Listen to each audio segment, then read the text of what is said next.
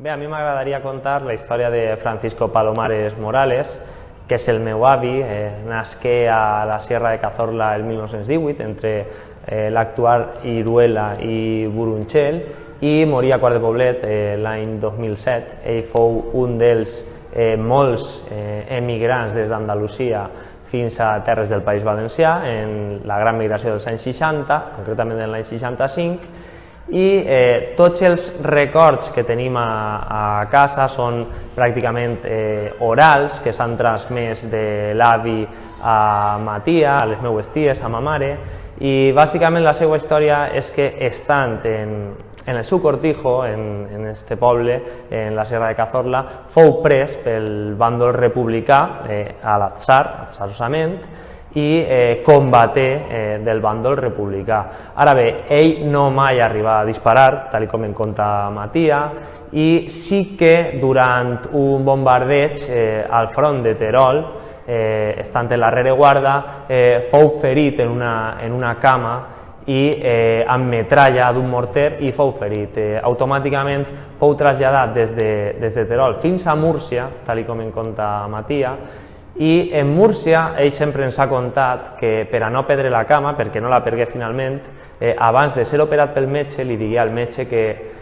si li cortava la pierna lo mataria. No sabem si això és més bé un acte heroic per la seva part del que ens contava, però efectivament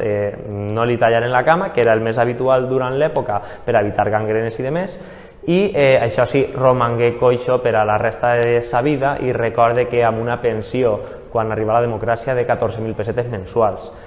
I poc més, ell no era militant, però sí que la seva ideologia era d'esquerres, anà a l'escola republicana, que és un fet prou graciós perquè ens contava que tenia assignatures com astronomia, una cosa que actualment ens xoca una miqueta per aquesta compartimentació de l'educació de naturals, de socials, en tota una matèria. I aleshores esta és la història del meu avi, i simplement i atxarosament acaba en el bàndol republicà i combaté per ells, però sent forçat a allò. Com a curiositat, ma tia em contava que ell, quan estava en el front amb els soldats, com tenia certa formació i certa instrucció, no era analfabet, li escrivia les cartes a part dels seus companys. També com tornar, perquè clar, ell estava associat al bàndol republicà i quan acaba la guerra pogué tornar al seu poble perquè clar, ell no tenia delictes de sang, evidentment, i l'alcalde del poble on vivien quan ell tenia 17 anys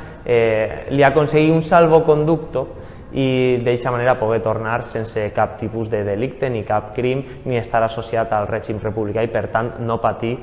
cap reflexió. M'agradaria també ressenyar que era habitual entre ell i algun dels seus amics més íntims com durant la dictadura sentien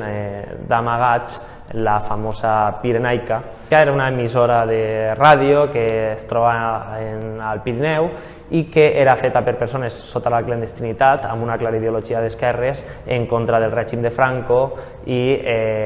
comandada per persones afins a la República, militants d'esquerres i que evidentment era un mitjà de propaganda per a el bàndol d'esquerres que sorgí perdedor de la contesa.